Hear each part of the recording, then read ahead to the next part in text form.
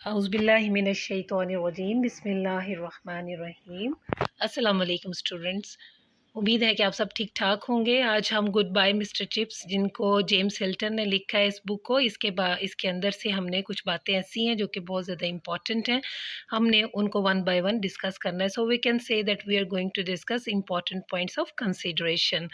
Let's have a quick look on those points. ये हैं जो बेटा Chips recollection, landlady, doctor, family, buildings, personality, before and after marriage, colleagues, writers, books, languages, disliked writers, headmasters, farewell speech, farewell presents, activities after retirement, students and events. ये सब ऐसी बातें हैं बेटा जिनके अंदर से हमें क्वेश्चंस आते हैं एग्ज़ाम्स के अंदर, और हमने इन तमाम बातों को वन बाय वन जो है वो पढ़ना है, देखना है और जहन में रखना है, ताकि जब हमें एग्ज़ाम्स में क्वेश्चंस आए तो हम बहुत इजीली उनको अटेम्प्ट कर सकें। तो अब हम one by one in points को देखते हैं। सबसे पहले हम देखते हैं कि रिकलेक्शंस क्या हैं। बेसिकली बेटे रिकलेक्शंस का मतलब होता है मेमोरीज। इसका मतलब ये भी होता है to recall the past. Basically ये गुड बाय मिस्टर चिप्स जो है ये सब का सब रिकलेक्शंस पर है। इसका मतलब ये है कि जो हमारा central character, heroic character mister chips है, उसका ये सब का सब जो है वो रिकलेक्शंस के ऊपर लिखा हुआ है ये नॉवल। यानी इसका मतलब है कि वो किसी एक जगह पे ऑलरेडी मौजूद है और वो अपने माजी को याद कर रहा है। वो उसकी सारी यादें हैं जिनको उन्होंने इकट्ठा करके एक कहानी की शक्ल दे दी है। तो अगर हमसे क्वेश्चन ये आता है कि what is the recollections, it means these are the memories, these are the you can say retrospection. Retrospection का मतलब भी यही होता है to recall the past. Clear होगी बेटा जी बात। नेक्स्ट देखते हैं इसमें हमारे पास और क्या है। इसमें बेटा लैंड लेडी जो है वो हमारे पास जो है कैरेक्टर वो मिसेस विकेट का है, and we know that this is the Mrs Wickett who is very much important character in the story. और ये वो औरत है जो मिस्टर चिप्स का बहुत ज़्यादा ख्याल रखती है और मिस्टर चिप्स को ना सिर्फ उनका ख्याल रखती बल्कि उनके आने वाले मेहमानों का भी बड़ा ख्याल रखती है। वो उनके लिए चाय शाय बनाती है, उनको सर्व करती है और उसकी हर किस्म की ज़रूरत का ख्याल रखती है। और इसके अलावा बेटे हमसे क्वेश्चन आ सकता है who is the doctor of mister Chips, and this is the only and one doctor that is called doctor Merivale. और ये वो डॉक्टर है बेटा कि जिसके बारे में कहा जाता है कि शुरू से आखिर तक यही एक डॉक्टर रहा है जिसने मिस्टर चिप्स को जो है वो अच्छी तरीके से चेक किया और उसके बारे में उसकी सेहत के तमाम जितने भी एस्पेक्ट्स हैं उनके बारे में मिसेस विकेट को मतला किया हुआ था, ऑलरेडी बताया हुआ था कि इनके साथ ये इश्यूज़ हो सकते हैं। यानी उन्होंने कहा था कि ये एनोडोमिनी जो है इनको प्रॉब्लम है। एनोडोमिनी का मतलब ये होता है कि ये बुढ़ापे में चले गए हैं, यानी इनकी एज बहुत ज़्यादा है और इसके अलावा इनको कोई बीमारी नहीं है। तो बेटे नेक्स्ट जो है वो क्वेश्चन आ सकता है कि how can we discuss the family of mister Chips, या how many members are there in his family. तो इसका बेटे इस तरह से हम लिखेंगे कि मिस्टर चिप्स के पास जो है वो फैमिली मेंबर्स में खुद मिस्टर चिप्स हैं और उनकी बेगम है कैथरीन ब्रिजेस और उनका एक बेटा जो कि पैदाइश के वक्त ही यानी पैदा होते ही फौत हो गया था।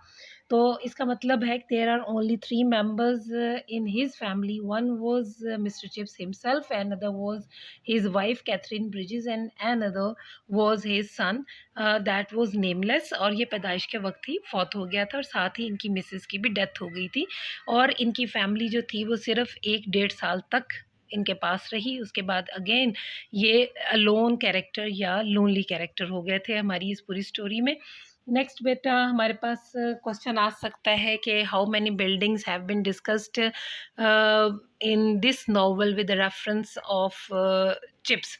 अब हमें पता है कि चिप्स के जो है वो जिन स्कूलों में वो काम करता रहा है या तो उनका उसको पता है, या जिनका उसने नाम सुना है, चूँकि स्कूल मास्टर है तो दूसरे स्कूलों का नाम उसने सुना होगा। तो इस तरह से हमें जो ज़्यादा इम्पोर्टेंट बिल्डिंग्स का ज़िक्र हमें मिलता है वो ब्रुकफील्ड स्कूल का, मेलबरी स्कूल का और हैरो स्कूल का मिलता है। ब्रुकफील्ड स्कूल ऐसा स्कूल है जो कि मुस्तकिल तौर पर जिसके अंदर उसने मतलब सर्व किया था 1970 से ऑनवर्ड 1918 तक। और मेलबरी स्कूल ये था कि जो ब्रुकफील्ड स्कूल को जॉइन करने से पहले उन्होंने यहाँ पे 1 साल के लिए काम किया था। हैरो स्कूल जो है उसका ज़िक्र इस तरह से नॉवल में आता है कि इसका कंपैरिज़न उन्होंने दिया है ब्रुकफ़ील्ड स्कूल के साथ और इसको ब्रुकफ़ील्ड स्कूल से सुपीरियर स्कूल करार दिया है, ठीक है? सो इस तरह से हमें बिल्डिंग्स के बारे में भी पता होना चाहिए जो कि इसके अंदर नॉवल के अंदर हमारे पास मेंशन की गई हैं। फिर बेटे क्वेश्चन जो है वो आपके पेपर्स में बहुत इम्पोर्टेंट बनता है क्या कि चिप्स की पर्सनैलिटी को डिस्कस कीजिए। किस तरह से कि discuss chips personality before and after his marriage. तो आपने ये ज़हन में रखना है कि जो चिप्स था वो अपनी मैरिज से पहले जो था ही was considered as a dull rather neutral sort of person and he was, you can say, was taken as a stuff that was popular not for his affection but for his struggle. और फिर इसके अलावा ये कि ये जो इस किस्म का बंदा था जो अपनी पढ़ाई के ऊपर ज़्यादा तवज्जो देता था और अपनी रॉट ऑफ पेडागॉजी जो थी वो इसके लिए जो है वो ज़्यादा मशहूर हो गया था कि ये ड्राई रॉट ऑफ पेडागॉजी है, यानी अपने पढ़ाने पे ही ज़्यादा एक ही तरह का पढ़ाना मोनोटोनस है इसका। और फिर ये हो गया कि ये ज़्यादा लोगों के अंदर जो है वो ये कह लें कि इंस्पिरेशन नहीं रखता था। अगरचे इसकी सर्विस ने जो कि इतनी ज़्यादा हो गई थी उसको सैटिस्फैक्शन, कॉन्फिडेंस दे दी थी, लेकिन क्या है कि बच्चों में इंस्पायर वो नहीं बच्चों को कर सक रहा था। इस किस्म की इसकी पर्सनैलिटी थी शादी से पहले। लेकिन जैसे ही इसकी शादी हुई है तो क्या हुआ कि ड्रास्टिक चेंजेज़ आई इनकी पर्सनैलिटी में। और फिर क्या हुआ कि इनके जो है वो बहुत ज़्यादा इनकी जो आइज़ में स्पार्कल फ़ील किया गया, बहुत ज़्यादा चमक आ गई थी और इनका माइंड जो था वो एकदम से ब्रिलिएंट फ़ील करने लग गया अपने आप को। और ये कि बहुत एडवेंचरस अपने आप को समझने लग गया था just because of the presence of his own wife. और वो इसकी वाइफ़ ऐसी थी जो हर तरह की अच्छी क्वालिटीज़ की मालिक थी और इसने अपनी तमाम अच्छी क्वालिटीज़ जो थी वो चिप्स के अंदर भी इनकलकेट कर दी। और फिर चिप्स जो था वो इतना ह्यूमरस कैरेक्टर हो गया था कि कोई बात करता था तो वो या तो जोक के तौर पर ले ली जाती थी या फिर उसके अंदर पन फ़ील किया जाता था। पन क्या होता है बेटे? यानी एक बात जो की गई है उसका दोहरा मीनिंग निकलता हो, ठीक है? इस किस्म की उसकी पर्सनैलिटी थी। अच्छा, नेक्स्ट क्वेश्चन जो है वो हमारे पास गुड बाय मिस्टर चिप्स में से ऐसे हो सकता है कि who were his colleagues that were mentioned in the novel. यानी ज़्यादातर तो इनके कोलीग्स का ज़िक्र नहीं है, लेकिन कुछ हेडमास्टर्स का ज़िक्र वो हम आगे जाके पढ़ेंगे। ज़ाहिर है हेडमास्टर्स भी कलीग ही होते हैं, लेकिन जो इनके रैंक के इनके साथ स्कूल में पढ़ाने वाले टीचर्स थे, उनमें सिर्फ़ 2 का नाम शामिल है, राउडन एंड मैक्स स्टेफल।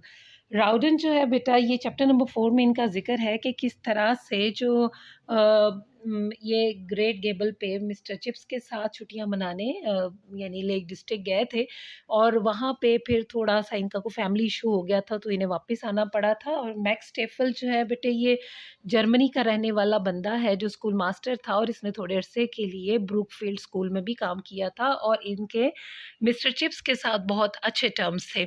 और जब इनकी डेथ हुई मैक्स स्टेफल की तो मिस्टर चिप्स उस वक़्त एक्टिंग हेड होते थे और 1918 में जब ये लोगों के नाम पुकारा करते थे स्कूल में सुबह असेंबली में जो लोग फौत हो जाया करते थे फर्स्ट वर्ल्ड वॉर में। तो चूँकि ये फर्स्ट वर्ल्ड वॉर में इंग्लैंड जो था वो जर्मनी के ख़िलाफ़ था और जर्मनी के रहने वाले इस बंदे की जब डेथ हुई तो इन्होंने स्कूल की असेंबली में मैक्स स्टेफल का नाम भी पढ़ दिया था। मैक्स स्टेफल का नाम जब उन्होंने पढ़ा तो कुछ लोग इनके ख़िलाफ़ हो गए थे कि ये इन्होंने क्या किया, इन्होंने जर्मनी के बंदे का नाम ले दिया और इसको मतलब एक ऐसे बंदे के तौर पर पेश किया कि जो इंग्लैंड का बंदा था, तो इन्होंने गलत किया। बहरहाल ओपिनियन डिवाइडेड थी। मिस्टर चिप्स ने इनका नाम इसलिए भी लिया कि मिस्टर चिप्स जब बीमार हुए तो इलाज के लिए जब गए तो इनके घर में इन्होंने स्टे किया था। मैक्स स्टेफल ने इनकी बहुत खिदमत की थी और ये बहुत ही ज़्यादा अच्छा बंदा था। तो इस वजह से उन्होंने अपने कुलीग की हैसियत से इनका फिर ज़िक्र किया था जब फर्स्ट वर्ल्ड वॉर के जो डेड पीपल के नाम जब ये लिया करते थे उनमें इनका भी नाम लिया। अब बेटे जी हमारे पास आते हैं राइटर्स। कुछ राइटर्स ऐसे हैं बेटा जो उनको ये बहुत पसंद करता है डॉक्टर मिस्टर चिप्स। वो कौन से राइटर हैं? Virgil and Xenophon.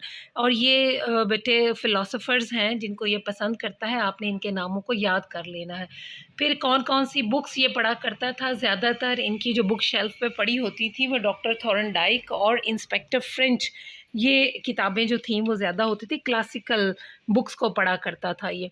और इनको जो लैंग्वेजेस पसंद थीं वो लैटिन और ग्रीक, जो कि उस ज़माने में डेड लैंग्वेजेस कहलाती थी, लेकिन इनको ये लैंग्वेजेस पसंद थीं। तो अगर ये क्वेश्चंस हमें आते हैं पेपर में तो हमें पता होना चाहिए कि कौन सा राइटर उनको पसंद था, किस किस्म की बुक्स वो पढ़ते थे और कैसी लैंग्वेजेस इनको पसंद थीं। ठीक है, नेक्स्ट बेटे कुछ राइटर्स ऐसे हैं जिनको ये नापसंद करते हैं। डिसलाइक्ड राइटर्स, यानी ऐसे राइटर्स जिनको ये अच्छा नहीं समझते थे।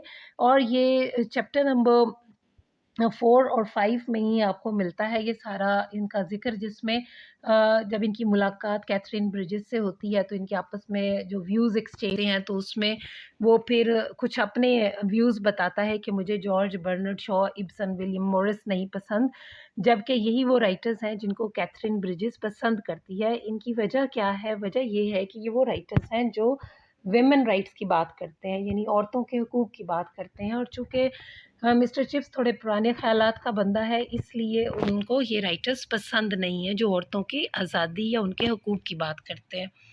क्लियर?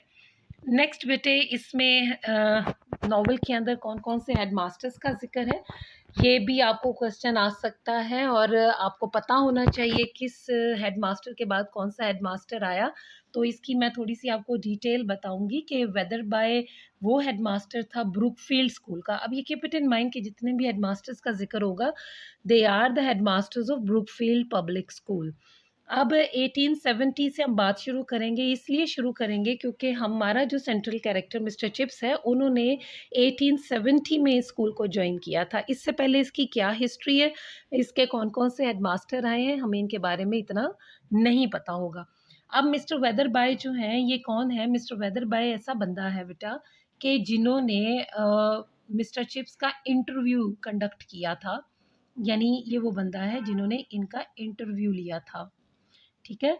अब इंटरव्यू जब लिया है तो इन्होंने क्या किया था, इन्होंने इनके तमाम जितने भी डिसिप्लिनरी जो कह लें कि काम थे या उनकी हैबिट्स थी, वो उनको करेक्ट करने की कोशिश की, क्योंकि इनका जो पुराना स्कूल मेलबरी स्कूल था उसमें से शिकायत आ रही थी कि इनका डिसिप्लिन अच्छा नहीं होता। तो वेदरबाय ने 1870 में अपने इंटरव्यू में, जो कि इनसे उन्होंने पहली दफ़ा ही लिया था, तो उसमें उन्होंने क्लियर कर दिया था कि आपने अपने डिसिप्लिन को बेहतर करना है।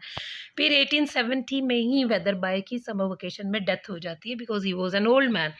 उसके बाद बेटे मिस्टर मेल्ड्रम आते हैं जो कि 1900 तक रहते हैं। 1870 से लेकर 1900 तक तकरीबन 30 इयर्स का इनका टेन्योर है। और इनके मिस्टर चिप्स के साथ बहुत अच्छे ताल्लुकात थे और मिस्टर चिप्स इनके साथ बहुत ही अच्छे तरीके से स्कूल को सर्व कर रहे थे। अब ज़ाहिर है 30 इयर्स तक जब एक स्कूल में एक इंसान रहता है तो definitely he become a senior member of the staff. तो उसमें फिर उनकी इज़्ज़त में भी इज़ाफ़ा हुआ, उनके स्टूडेंट्स भी बहुत ज़्यादा थे, हज़ारों लाखों की तादाद में थे उनके स्टूडेंट्स। और फिर ये कि चूँकि बहुत अरसा हो गया था, एक ही तरह की पर्सनैलिटी उनकी सबके सामने थी, तो उनकी एक से बन गई थी। से का मतलब वो एक वर्दी पर्सन बन गए थे अपने स्कूल के। लेकिन मिस्टर मेल्ड्रम की डेथ जब 1900 में हुई तो मिस्टर चिप्स को उन्होंने एक्टिंग हेड बना दिया, यानी जब तक कोई और हेडमास्टर नहीं आया तो इनको एज़ अ हेडमास्टर जो है वो काम करना था। फिर उसके बाद थोड़े ही दिनों में रॉल्स्टन ने जॉइन कर लिया। रॉल्स्टन बेटा एक 37 इयर्स ओल्ड यंग मैन था, जो कि बहुत ही ज़्यादा ये कह लें बिज़नेस ओरिएंटेड पर्सनैलिटी थी। और उसका माइंड ये था कि to run the school like a factory, कि ज़्यादा से ज़्यादा इससे हमने जो है वो रेवेन्यू जनरेट करना है। इसके लिए वो क्या कर रहा था, वो हर किस्म के लोगों को दाखिला देने की कोशिश कर रहा था, ख़ास तौर पर एलीट क्लास के लोगों को दाखिला देने की कोशिश कर रहा था, जिनसे वो डोनेशन भी लेता था और फिर मुख्तलिफ फ़ोरम्स पे जाके अपने स्कूल के लिए डोनेशन माँगा भी करता था। इसी वजह से उसने अपने स्कूल के बहुत सारे लोगों को चेंज किया और वो लोग जो इसको लगता था कि सूटेबल नहीं है, उनको वो बाय फ़ोर्स भी उनको ट्रांसफ़र करा दिया। उनमें मिस्टर चिप्स भी था और मिस्टर चिप्स के साथ इनकी फिर लड़ाई भी खूब हुई और उसके बाद खैर मिस्टर चिप्स जीत गए और उसके बाद इनको इस स्कूल से जाना पड़ा। और जब ये गए 1911 में तो वहाँ पे एक नया हेडमास्टर मिस्टर चेस्ट्रिस आ गए। मिस्टर चेस्ट्रिस जो हैं बेटे, इनकी एज 34 ईयर्स थी जब इन्होंने ज्वाइन किया, यानी ये रॉल्स्टन से भी छोटी एज के थे, लेकिन वो इतने अच्छे थे कि उनकी हर एक बंदे के साथ बहुत अच्छी बनती थी और उनका बहुत ही अच्छा स्टाइल था। मिस्टर चिप्स को भी बहुत पसंद आया, मिस्टर चिप्स इनको भी बड़े पसंद आए थे और इनकी आपस में बड़ी अच्छी बनती रही। लेकिन चैट्रिस के साथ इशू ये था बेटा कि he was a patient of diabetes और उनसे ज़्यादा मेहनत नहीं होती थी। दूसरी बात ये हुई कि इनके आने के बाद फर्स्ट वर्ल्ड वॉर शुरू हो गई थी। अब जब फर्स्ट वर्ल्ड वॉर 1914 में शुरू होती है तो फिर क्या हुआ कि जितने स्टाफ मेंबर्स रॉल्स्टन ने यंग पीपल भर्ती किए थे अपने स्कूल में, वो अक्सरियत अपने अपने इलाकों में ट्रांसफ़र करा गई जंग के शुरू होने की वजह से। और फिर जो उनकी रिप्लेसमेंट में या उनके बाद जो लोग आए वो कुछ इस किस्म के रफ़ियन और इस किस्म के टफ़ लोग थे कि वो आपस में उनकी नहीं बनती थी, वो आपस में ही डिसिप्लिन का ख्याल नहीं रखते थे और वो क्लासेस भी नहीं लेते थे, जिसकी वजह से मिस्टर चैट्रिस को क्या करना पड़ता था कि बहुत सारे टीचर्स की जगह क्लास लेनी पड़ती थी, उनको एडमिनिस्ट्रेशन भी देखनी पड़ती थी और उनको फिर साथ ही साथ अब क्लास के लिए तैयारी करनी पड़ती, लेक्चर तैयार करते थे और अगले दिन डिलीवर करते थे, जिसकी वजह से उनकी सेहत बहुत ख़राब होने लग गई थी। फिर क्या हुआ कि चैट्रिस ने जाके जो है वो मिस्टर चिप्स से रिक्वेस्ट की थी कि प्लीज़ आप मेरे साथ हेल्प कराएं, जबकि मिस्टर चिप्स जो थे वो 1913 में रिटायर होने के बाद मिसेस विकेट के घर रहने लग गए थे। तो चैट्रिस उनके पास जाता है और उनसे रिक्वेस्ट करता है कि सर आप प्लीज़ मेरी हेल्प करें। तो चैट्रिस को उन्होंने ये कहा कि मैं और कुछ नहीं करूँगा, मैं थोड़ा बहुत पढ़ा दूँगा, मेरी सेहत अब इजाज़त नहीं देती। तो चैट्रिस ने कहा कि काइंडली आप आएँ सही, चाहे जैसे भी आएँ। तो ये विंटर 1917 में चैट्रिस की जो सेहत थी वो बहुत ख़राब हो गई थी और फिर इस वजह से फिर उनको मिस्टर चिप्स को अपना जो है वो चार्ज देना पड़ा और मिस्टर चिप्स जो है वो एक्टिंग हेड बन गए थे। लेकिन 1918 में चैट्रिस की डेथ भी हो जाती है, अप्रैल 1918 में। अच्छा, उसके बाद ये चिप्स एक्टिंग हेड रहे और उसके बाद नवंबर 11 1918 में इन्होंने खुद रेजिग्नेशन दे दिया और इन्होंने कहा कि मुझे आप रिटायर कर दीजिए, मैं नहीं सर्व कर सकता, मैं बीमार हूँ, इनको ब्रोंकाइटिस था। और फिर उसके बाद कॉटराइट नामी एक नया हेडमास्टर जो है वो स्कूल के लिए अपॉइंट कर दिया गया और कॉटराइट जो है वो 1933 जब तक मिस्टर चिप्स की डेथ नहीं हो गई, ये तब तक वहीं था। उसके बाद फिर ज़ाहिर है और कौन-कौन आया, चूँकि चिप्स की ही डेथ होगी, चिप्स का कैरेक्टर ही ख़त्म हो गया, तो उसके आगे फिर हमें मज़ीद हेडमास्टर्स के बारे में नहीं पता।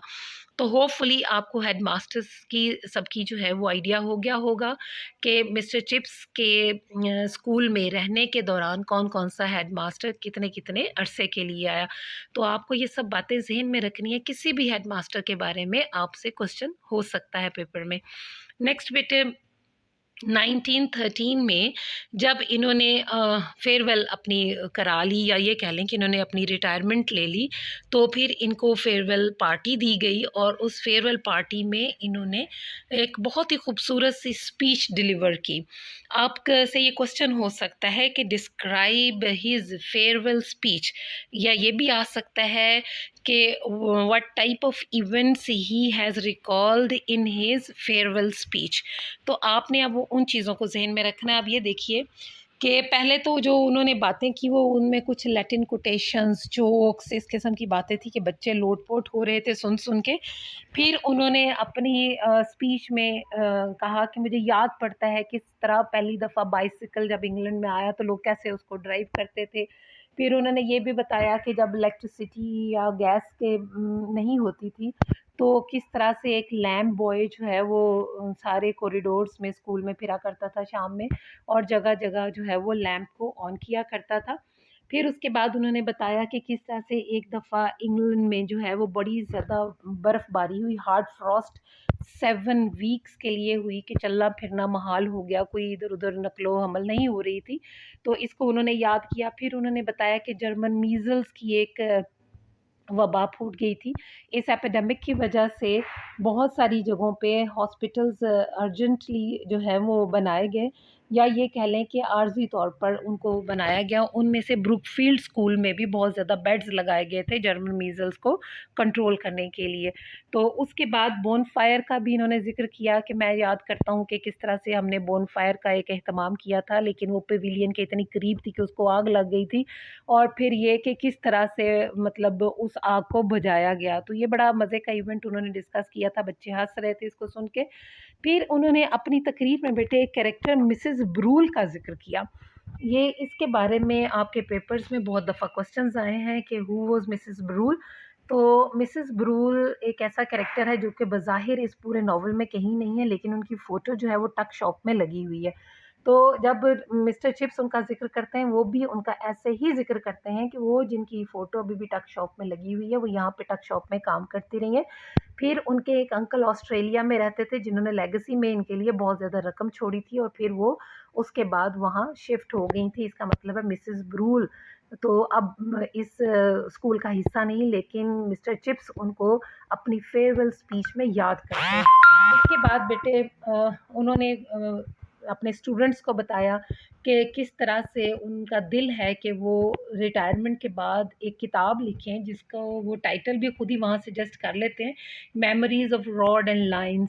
तो जब ये लफ्ज़ सुनते हैं तो बच्चे बहुत हंसते हैं, लेकिन अनफॉर्चुनेटली कभी भी ऐसा नहीं हुआ कि मिस्टर चिप्स ने कभी कोई किताब लिखी हो, क्योंकि जब वो किताब लिखने बैठते थे उनके दिमाग में बहुत सारे वाक़यात बहुत ही मज़े-मज़े के आते थे, लेकिन जब वो उनको ब्लैक एंड वाइट में लिखते थे, यानी उनको जब अपने हाथ से कलम से तहरीर करने लगते थे, तो उनको ऐसा लगता था कि इसका तो मज़ा ही ख़त्म हो गया हुआ है। इस वजह से वो फिर इस किताब को लिख ना पाए अपनी सारी ज़िंदगी। अच्छा, फिर फेयरवेल प्रेज़ेंट्स इनको कौन से मिले? ये चैप्टर नंबर 2 में बेटे इसका ज़िक्र है, और ये बार-बार आपके पेपर्स में इसके क्वेश्चन्स आते हैं कि व्हाट टाइप ऑफ प्रेज़ेंट्स और gifts he got in his farewell party.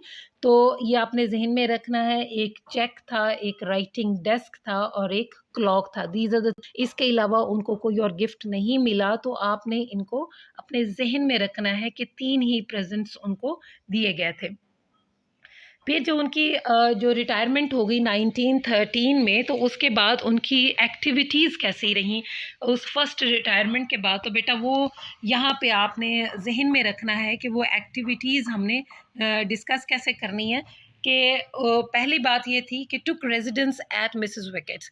पहले वो स्कूल के अंदर रहते थे, और वो जो स्कूल का हॉस्टल था उसके वार्डन हुआ करते थे, तो इस वजह से उनकी रेजिडेंस स्कूल में थी। फिर उन्होंने आफ्टर रिटायरमेंट यानी 1913 में मिसेस विकेट के घर उन्होंने अपना क़याम कर लिया।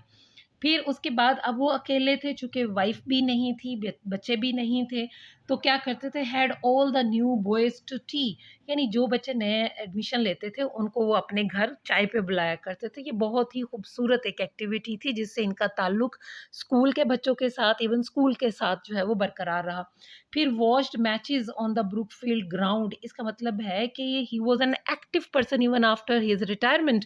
वो मैचेस वगैरह भी देखने जाया करते थे, मतलब बहुत खुश दिल, ज़िंदा दिल इंसान थे।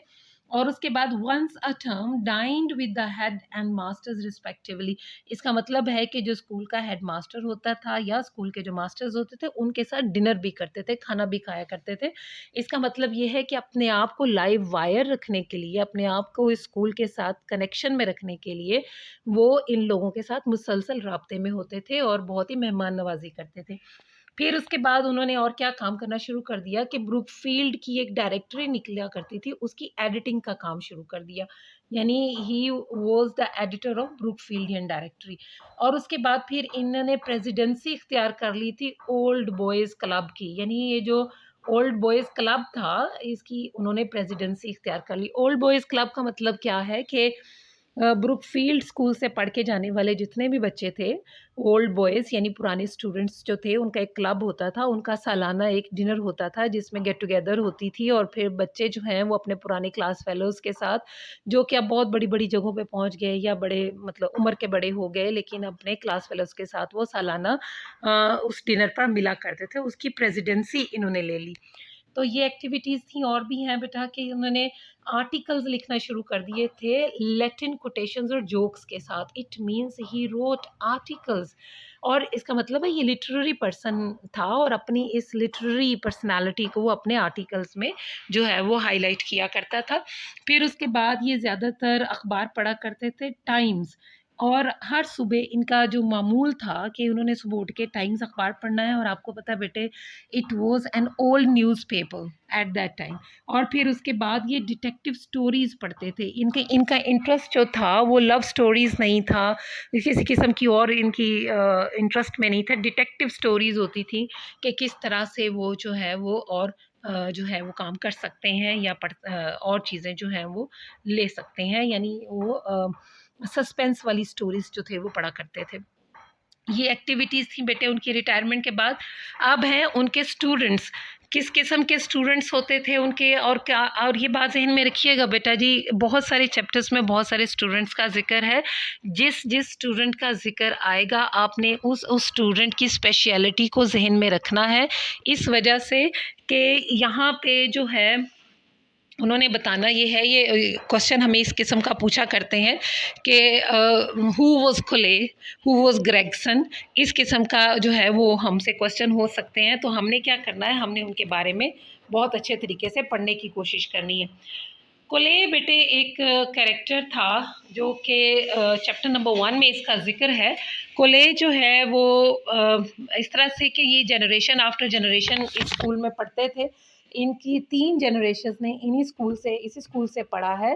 कोले जो है ये थर्ड जो उसी जनरेशन का थर्ड पर्सन था। उसके बारे उससे जो है वो इस किस्म के डायलॉग मिस्टर चिप्स बोल रहा था कि तुम्हारा जो दादा था यानी ग्रैंडफादर जो था उसका नाम भी कोले था, उसको लैटिन जो है वो ग्रामर नहीं आती थी, और जो तुम्हारा बाप था जो कि सेकंड कोले था वो बैठा करता था बिल्कुल दीवार के साथ वाले डेस्क पे जाके पीछे, और तुम तो उन सब से बड़े इडियट ऑफ द लॉट हो, यानी कि तुम अपनी जो हो अपने घर के तमाम मेंबर से ज़्यादा बेवकूफ़ इंसान हो। ये थर्ड कोले को कहा करता था।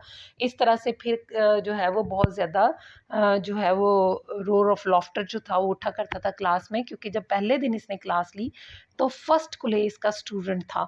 फिर आहिस्ता आहिस्ता सेकंड कुले यानी उसका बेटा आया, फिर उसके बाद उसका आगे बेटा आया। तो जब वो थर्ड जनरेशन उसके पास आई तो उन्होंने इस तरह से उनको जो है वो मजाक किया। तो ये बहुत इंपॉर्टेंट कैरेक्टर है। उसके बाद बेटे ब्रैंकसम और कॉलिंगवुड चैप्टर नंबर 3 में इन दोनों का जिक्र है, लेकिन किस तरह से कि ब्रैंकसम जो है ये कॉलिंगवुड का अंकल था। और जो कॉलिंगवुड था इसके बारे में है कि ये जिम्नेज़ियम की छत पर जो है वो गटर में इसकी बॉल गिर गई थी, तो ये छत पे चढ़ गया था और जाके बॉल उठाने लगा था। तो अभी तक इस वजह से इनको याद है कि ये जो है ये कॉलिंगवुड कौन है। और उसके बाद फिर बेटे हमारे पास जो है वो अगला कैरेक्टर जो है वो नेक्स्ट है नेलर। ये चैप्टर नंबर 9 में है। और नेलर का कैरेक्टर बेटे इसलिए इम्पॉर्टेंट है कि जब चैप्टर नंबर 9 में बताते हैं कि जब मिस कैथरीन ब्रिजेस की डेथ हुई यानी इसकी बीवी की डेथ हुई, तो हालांकि उसकी बीवी जब मौजूद थी उस वक्त भी इसकी एज अच्छी खासी थी, तकरीबन 49 ईयर्स एज थी इसकी। तो अब जब उसकी डेथ हो गई ही वॉज 50 ईयर्स ओल्ड, लेकिन जो कि मेंटली वो बहुत अपसेट हो गया था, तो बहुत बूढ़ा बूढ़ा सा लगने लग गया था हकीकत में ही। तो उन दिनों में फिर भी ये अपने आप को ज़िंदगी की तरफ वापस रखता था और इसने क्रिकेट मैच खेला तो इसने 50 रन्स बनाए। तो नेलर जो एक स्टूडेंट था उस वक्त, उसने उसको देख के ये कमेंट किया जिसको चिप्स ने सुन लिया था। उसने कहा कि देखो 50 साल की उम्र में भी इतने रन्स बना लिए, इतना बूढ़ा बंदा और इतनी अच्छी क्रिकेट खेलता है। तो चिप्स को ये बात दिल पे जाके लगी थी। अब चिप्स जब मिसेस विकेट के घर में रिटायरमेंट के बाद है तो उसको जैसे याद आता है नेलर, तो उसको किसी ज़रिए से पता चला था कि नेलर जो है वो एडवोकेट या लॉयर बन गया हुआ है। तो अपने दिमाग में सोचता अब तक तो वो भी 50 का हो ही गया होगा, तो क्या अभी भी अपने आप को वो 50 की उम्र में बूढ़ा कहता होगा। तो फिर कहता है कि चूँकि लॉयर की एज ही बड़ी ज़्यादा होती है तो इसने तो बहुत लंबी उम्र पानी है। तो इस तरह से इसको याद करता है। तो आपने जब भी कभी नेलर के कैरेक्टर के बारे में है तो आपने ये थोड़ी सी सिग्निफिकेंस इसकी लिखनी है।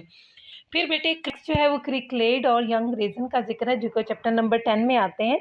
क्रिकलेट बेटे एक ऐसा स्टूडेंट है जो कि बहुत ही ज़्यादा शाय है, और वो उस वक्त मिस्टर चिप से ये क्वेश्चन पूछता है कि रेलवे स्ट्राइक हुई है तो अगर कोई स्ट्राइकर हमें मिल जाए तो हमने उससे बात कैसे करनी है। तो क्रिकलेट का इस मासूमाना सवाल से वो बहुत महजूज़ होते हैं, और एक कैरेक्टर मिस्टर जॉन्स होते हैं जो कि असल में उस रेलवे स्ट्राइक का हिस्सा होते हैं, और वो होते हैं कि जो सिग्नल को उठाते और ड्रॉप करते हैं, वो उनकी मुलाकात उससे रात जो है इनसे मुलाकात कराता हूँ, और तुम्हारी ज़िंदगियों का ताल्लुक जो है वो इसी बंदे के ऊपर है कि किस तरह से वो तुम्हारी ज़िंदगियों के साथ खेल सकता है, मिस्टर जोन्स। और उसके बाद मिस्टर ग्रेजन जो कि यंग ग्रेजन है, उसका जिक्र है बेटे कि ये वो बच्चा है जिसके फादर टाइटैनिक में जो थे वो फंस गए थे बहुत ज़्यादा, और उस वक्त टाइटैनिक जो थी वो उसके बारे में मशहूर हो रहा था कि सब उसमें जितने भी लोग हैं मर गए हैं, लेकिन फॉर्चुनेटली उनके यंग ग्रेजन के फादर को रेस्क्यू कर लिया गया था, आखिर में हमें ये पता चलता है। उसके बाद बेटे जॉन रिवर्स का जिक्र है चैप्टर नंबर 11 में, और इसके बारे में मेरा ख्याल आपको ज़्यादा अच्छा पता होना चाहिए कि जब मिस्टर रॉल्स्टन की मिस्टर चिप्स के साथ क्वारल होती है तो बोर्ड ऑफ गवर्नर्स जो हैं वो एक बंदा जो इंक्वायरी के लिए भेजते हैं वो जॉन रिवर्स होते हैं। जॉन रिवर्स जो हैं ये ओल्ड स्टूडेंट है मिस्टर चिप्स के, और मिस्टर चिप्स के साथ इनके बड़े अच्छे ताल्लुकात हैं, और सारी लड़ाई की जब तहकीक करते हैं तो वो फैसला भी मिस्टर चिप्स के हक़ में देते हैं और मिस्टर रॉल्स्टन को वहाँ से ट्रांसफ़र करा देते हैं। उसके बाद बेटे आगे है फॉरेस्टर, जिनका जो ज़िक्र है वो हमें चैप्टर नंबर 13 में मिलता है। ये बहुत ही ज़्यादा छोटा-सा एक नया ब्रुकफ़ील्ड में आने वाला स्टूडेंट है, एंड उसकी हाइट जो है वो 4 फीट है, इससे ज़्यादा वो बड़ा नहीं, छोटा-सा बच्चा लगता है। लेकिन ये डाइड इन कम्ब्राई इन सितंबर 1918, यानी ये उस वक़्त जब फर्स्ट वर्ल्ड वॉर हो रही थी, तो ये ब्रुकफ़ील्ड के पुराने स्टूडेंट्स में से पहला बंदा था जिसकी डेथ हुई थी फर्स्ट वर्ल्ड वॉर में। ये फॉरेस्टर वो बच्चा है, और उसके बाद ब्लेड्स एक बच्चा है जिसका उनको एकदम से उनके ज़हन में आती है उसकी याद कि वो 18 इयर्स ओल्ड बच्चा था ब्लेड्स, जो कि उस वक्त हेड ऑफ स्कूल हाउस था, यानी कि वो जो एक हॉस्टल था उसका एक बच्चा हेड था। और उसको ये क्या करते हैं चिप्स, फर्स्ट वर्ल्ड वॉर से 100 साल पहले जब फ्रांस और इंग्लैंड की जंग हुई उसके बारे में बता रहे थे, तब भी हमारे बहुत ज़्यादा लोग मरे थे और अब भी इतने लोग मर रहे हैं। चूँकि ब्लेड्स को इसमें कोई इंटरेस्ट नहीं था हिस्ट्री में, इसलिए वो इतनी बात सुन के बस हँस पड़ा था। तो इस तरह से आप ब्लेड्स का कैरेक्टर भी आपने ज़हन में रखना है। उसके बाद बेटे ग्रेगसन का कैरेक्टर है, चैप्टर नंबर 16 में इसका ज़िक्र है, और इसके बारे में कहा जाता है कि ये हमेशा ही वॉज़ लेट फॉर एवरीथिंग, और इनकी सबसे बड़ी स्पेशलिटी या कह लें कि इनकी फ़िज़िकल अपीयरेंस में जो सबसे बड़ी चीज़ थी वो ये कि वो टॉल बॉय विद स्पेक्टिकल्स, यानी ऐनक लगी हुई थी, लंबा कद था इस बच्चे का। फिर बाद में इनको पता चला कि मिस्टर चिप्स को कि उसने लीग ऑफ नेशंस में जॉब इख्तियार कर ली है, और फिर वो मिसेस विकेट के साथ इसको अपने व्यूज़ को एक्सचेंज करते हुए कहते हैं कि ग्रेगसन की अब लेट होने की आदत इसको परेशान नहीं की रहेगी, क्योंकि वहाँ सारे ही लेट आते हैं, यानी कि लीग ऑफ नेशन में हर काम ही लेट होता है। और उसके बाद बेटे आखिर में हमें चैप्टर नंबर 17 में एक बहुत ही टिमिड और स्मॉल बॉय नज़र आता है जो कि लिनफोर्ड होता है, और लिनफोर्ड क्या करता है, इसको कुछ लोग लिनफर्ड भी कहते हैं, दोनों प्रोनंसिएशन ठीक है। और ये वो कैरेक्टर है बेटा कि जो चाइल्डिश, ज़ाहिर है बच्चा है तो चाइल्डिश कैरेक्टर ही होगा, लेकिन ये कहना चाहिए कि गर्लिश कैरेक्टर था। इसकी आवाज़ लड़कियों जैसी थी, बहुत ही इसको लड़कों ने ख़ास तौर पे मज़ाक के तौर पर ये कह के भेज दिया कि तुम्हें मिस्टर चिप्स बुला रहे हैं, तो ये उनके घर आता, उनसे मिलने के लिए पूछता आपने मुझे बुलाया था। तो मिस्टर चिप्स को चूँकि ऑलरेडी पता होता है कि बच्चे उनके साथ ऐसा मज़ाक करते ही रहते हैं, वो लोगों को इस तरह से भेजते रहते हैं, और इस तरह से वो बड़े एंजॉय करते हैं इन तमाम मामलात से। तो वो लिनफोर्ड को जो है वो बहुत ज़्यादा अच्छे तरीके से एंटरटेन करते हैं, चाय-शाय पिलाते हैं, और फिर चूँकि तबीयत उनकी बड़ी उस वक़्त ख़राब होती है, और ये नवंबर 1933 के दिन थे, तो उन्होंने बच्चे से ये कहा कि अब आप जाओ शाबाश, और उसको जब अल्लाह हाफ़िज़ करने के लिए दरवाज़े पर आते तो उनको जैसे हवा लग जाती है, और फिर उसके बाद वो जाके दोबारा से जब वो वापस आते हैं तो बच्चे ने उन्हें कहा गुड बाय मिस्टर चिप्स, तो उनका बच्चे का स्टाइल ऐसा था कि इस स्टाइल ने उनको अपनी मिसेस यानी कैथरीन ब्रिजेस का स्टाइल याद करा दिया, जो कि शादी से एक रात पहले उन्होंने इनको कहा था गुड बाय मिस्टर चिप्स। तो ये जो थी उनको बड़ी परेशान कर गई, उनकी आँखों में आंसू आ गए इन तमाम बातों को याद करके। तो ये लिनफर्ड का कैरेक्टर इस तरह से बहुत इम्पोर्टेंट है, आपने ज़हन में रखना है। अच्छा बेटा जी, अब है कुछ इवेंट्स हमारे पास जो कि इसके अंदर मौजूद हैं, हमारे गुड बाय मिस्टर चिप्स के अंदर। अब ये इवेंट्स के ऊपर भी आपको क्वेश्चन आ सकता है, जैसे पूछा जा सकता है why lake district is so important. तो आपको पता होना चाहिए लेक डिस्ट्रिक्ट में एक बहुत खूबसूरत वाक़या हुआ था, that was the pleasant meeting of mister Chips and his future wife Katherine Bridges. और फिर सॉकर मैच जो है जो कि करवाया था, अगेन हमें पता चलता है कि सॉकर मैच करवाया था मिसेस कैथरीन ब्रिजेस ने ही, और ये मिस्टर चिप्स के साथ मिलके इन्होंने जो है वो इस मैच को जो बहुत अच्छे तरीके से ऑर्गेनाइज़ किया था। और बल्कि ये कहना चाहिए कि मिसेस कैथरीन ब्रिजेस की ही सजेशन पे ये मैच जो है वो मिशन स्कूल और ब्रुकफील्ड स्कूल के बच्चों के दरमियान में कराया गया था। तो बहरहाल ये बहुत ही अच्छा मैच रहा था, और इस मैच के नतीजे में ये हुआ कि जो मिशन स्कूल के बच्चे थे वो बहुत ही ज़्यादा खुश और कॉन्फिडेंट हो गए थे, और फिर ये एक प्लेजेंट वाक़या भी रहा, लोगों ने इसको पसंद किया।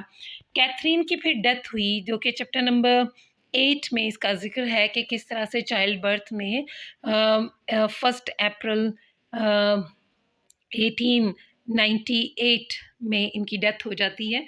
इसको उन्होंने यहाँ पे एलैबोरेट किया है, आपसे पूछा जा सकता है कि when was Katherine Bridges died, तो उसका आप आंसर कर सकते हो। फिर रेलवे स्ट्राइक का ज़िक्र है बेटे इसके अंदर, वो मैंने पहले भी ज़िक्र किया कि रेलवे स्ट्राइक के बारे में जो एक बच्चा था जिसका नाम क्रिकलेट था, उसने पूछा था मिस्टर चिप से, तो वो वाक़या भी बड़ा इम्पोर्टेंट है। रॉल्स्टन स्क्वर्ल जो कि 1908 में हुई थी, इनकी मीटिंग हुई थी मिस्टर चिप्स के साथ। मिस्टर चिप्स को इन्होंने बहुत ही बुरे तरीके से कहा था कि आप जो है वो यहाँ से चले जाएँ, आपका टीचिंग स्टाइल आउटडेटेड है और ये अच्छा नहीं है। बच्चों को आजकल के ज़माने में इस किस्म के टीचिंग स्टाइल और इस किस्म के सब्जेक्ट्स की ज़रूरत नहीं जो आप पढ़ा रहे हैं। तो इससे फिर रॉल्स्टन के साथ उनकी अच्छी खासी बहस हो गई थी, और दोनों की आर्गुमेंट्स जो थे वो बहुत ऊंचे-ऊंचे हो गए थे, जिसकी वजह से एक बच्चा जो कि रॉल्स्टन से मिलने उनके ऑफिस में किसी काम की वजह से आया था, उसने ओवरहेयर कर लिया इनकी सारी बात को, और फिर ये बात जो थी वो जंगल की आग की तरह पूरे स्कूल में उसी वक्त मशहूर होगी, क्योंकि उस बच्चे ने जाके बाकी बच्चों को बता दिया। तो ये जो रॉल्स्टन स्क्वर्ल विद मिस्टर चिप्स जो है ये बहुत इंपॉर्टेंट है। फिर ये कि फेयरवेल स्पीच, अब ये 1913 में जब रॉल्स्टन चला गया, रॉल्स्टन इनको कहता गया कि अब आप 60 से ऊपर हो गए हैं, अब आप रिटायरमेंट ले लें। तो कह रहा था मैं तो 60 से ऊपर हो भी गया, मैं चूँकि एक्टिव हूँ, मैं पढ़ा सकता हूँ, मैं रिटायरमेंट नहीं ले सकता। लेकिन क्या है कि 1913 में ये खुद ही रिक्वेस्ट करते हैं कि मैंने रिटायर होना, आप मुझे रिटायर कर दें एट द एज ऑफ 65। तो फिर इन्होंने अपनी जो है वो रिटायरमेंट ले ली, और उन्होंने जो फर्स्ट उनकी फेयरवेल स्पीच थी, जिसमें हमने पढ़ा कि उन्होंने क्या-क्या ज़िक्र किया, वो बहुत इम्पोर्टेंट है। फिर वर्ल्ड वॉर 1 बेटे 1914 से 1918 तक, ये बड़ी ही इसके अंदर जो चैप्टर नंबर 13, 14, 15 इवन 16 चैप्टर तक इसका ज़िक्र है कि किस तरह से फर्स्ट वर्ल्ड वॉर जो है वो तबाहियाँ मचा रही थी, किस तरह से जो है वो बैरक्स बन रहे थे, और किस तरह से एक्सरसाइजेज़ और ट्रेनिंग हो रही थी मुख्तलिफ़ जगहों पे, किस तरह से ब्रुकफील्ड स्कूल को भी उन्होंने डिफरेंट प्लेसेस पे कैंप्स लगा के इसको भी वॉर का हिस्सा बना लिया था। फिर ये भी बताते हैं कि किस तरह से मिस्टर चिप्स जो हैं जंग के दौरान जब क्लास ले रहे होते हैं, चैट्रिस की रिक्वेस्ट पे वो स्कूल को दोबारा जब ज्वाइन कर लेते हैं, तो क्लास लेने के दौरान जब इनके ब्रुकफील्ड स्कूल के बाहर बहुत ज़्यादा बॉम्ब्स गिरते हैं, तो ये बच्चों को इंगेज रखते हैं, उनको इस तरह से अपने चैप्टर्स के अंदर इन्वॉल्व कर लेते हैं कि बच्चों को फ़ील ही ना हो कि बाहर जंग हो रही है, और बच्चे डर में ना आ जाएँ या फ़ियरफुल ना हो जाएँ।